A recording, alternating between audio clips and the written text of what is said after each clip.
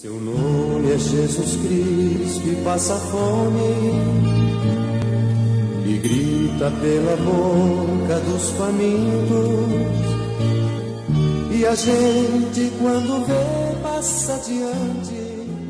Nada a ver com o Espírito do Evangelho. O caso de Pedro, quando Jesus está no Getsemane e é preso ali, Pedro já saca da espada e corta a orelha do Malco. Soldado romano. E que Jesus fala: ô Pedro, para. Aquele que vive pela espada vai morrer por ela. A gente tem que resgatar a imagem do Jesus, príncipe da paz. É o contraponto de tudo isso que a gente está vendo. E a gente está caminhando para a barbárie.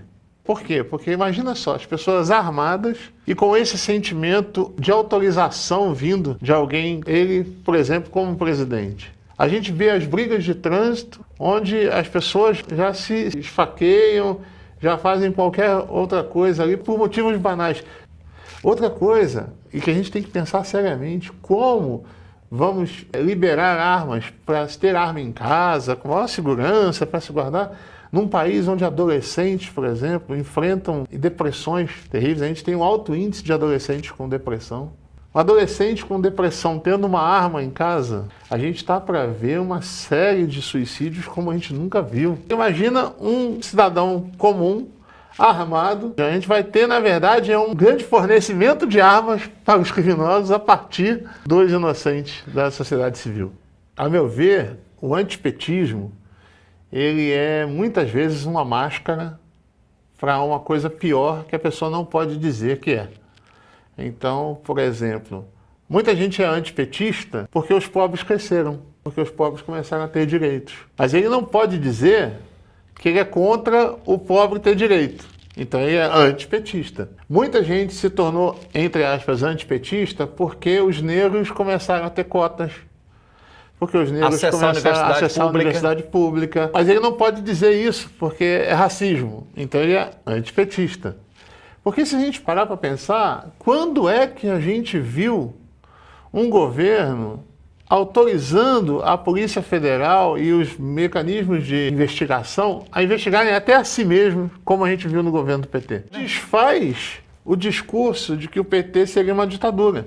Porque como é que pode ser uma ditadura se ele mesmo foi o principal afetado por aquilo que deu liberdade aos meios de investigação? Então a Polícia Federal nunca teve tanta força, o Ministério Público nunca teve tanta força como no governo do PT. E aí, lógico, se há erros, que sejam punidos. É lógico que a gente é contra a corrupção. Se foi descoberta a corrupção, que seja punido, que seja preso, como previsto em lei. A gente tem alguns problemas, como, por exemplo, a prisão do presidente Lula, que é uma prisão arbitrária, totalmente sem provas, e a gente está aí vendo isso acontecer. E os outros, de outros partidos, que a gente sabe bem que as provas eram cabais e contundentes, não estão presos. Alguma coisa tem que ser vista nisso. A gente tem que ter cuidado com isso, porque parece que esse antipetismo serve para camuflar coisas piores. Na ditadura, nas passadas, não tinha corrupção, não? Não é que não tinha corrupção, é porque não se podia falar nela. Não tinha apuração. Quem é que ia apurar a corrupção de um governo militar? Morria. A gente tem que entender isso. Os governos mais corruptos que tivemos na nossa história foram os governos militares. Deixaram uma dívida externa imensa no Brasil, deixaram uma desigualdade imensa no Brasil, e que coisa mais corrupta do que a desigualdade? O que a gente tem que rever é o conceito de corrupção. Por exemplo, um camarada que está há 28 anos como deputado, só conseguiu aprovar 2 projetos, recebe auxílio moradia tendo um apartamento. Esse é o Jair Bolsonaro. Ele não é corrupto? O que é a corrupção? Porque alguém 28 anos no Congresso sem fazer nada, para mim ele é um corrupto. Porque ele já corrompeu o mandato dele. Ele já corrompeu aquilo para o que ele foi eleito. E votando sempre contra o povo. Do lado do capital, contra a classe trabalhadora. Isso é muito problemático. E eu acho que o cristão, e aí falando especificamente sobre Jair Bolsonaro, eu e Jesus, eu tenho para mim um princípio básico de interpretação daquilo que seria um modo político de atuação, com base em Mateus 25. Quando Jesus faz o julgamento das nações, e é interessante porque não é um julgamento pessoal, é um julgamento da nação. Como é que uma nação é julgada pela ótica de Jesus? Eu tive fome, me deste de comer, eu tive sede, me deste de beber, eu estava nu e me vestiste, eu era um refugiado, você me acolheu, eu estava doente e você me visitou, eu era preso, você... Olha isso. Agora a gente faz essa comparação entre esse modelo e o que o Jair Bolsonaro fala. Então, eu tive fome e me deste de comer. Um projeto de segurança alimentar que faça a comida chegar no mais pobre. Como é que ele fala do Bolsa Família? Que é um Bolsa Esmola para vagabundo. Como é que ele fala do refugiado? Jair Bolsonaro teve a cara de pau de falar dos refugiados como a escória do mundo. E a gente esquece que Jesus foi um refugiado, teve que se refugiar no Egito com José e Maria. E Jesus fala que aquele que se identifica com ele é o que acolhe o refugiado, não é o que diz que é escória. E mais, Jesus se identifica com o preso. Então, para Jesus, o bandido bom não é o bandido morto. Para Jesus, o bandido bom é aquele que é visitado.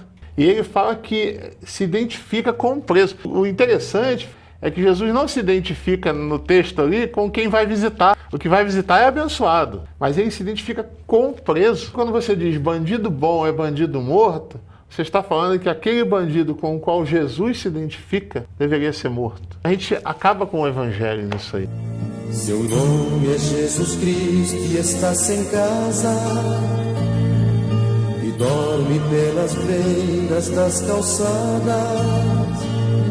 E a gente quando vê aperta o passo e diz que ele dormiu embriagado.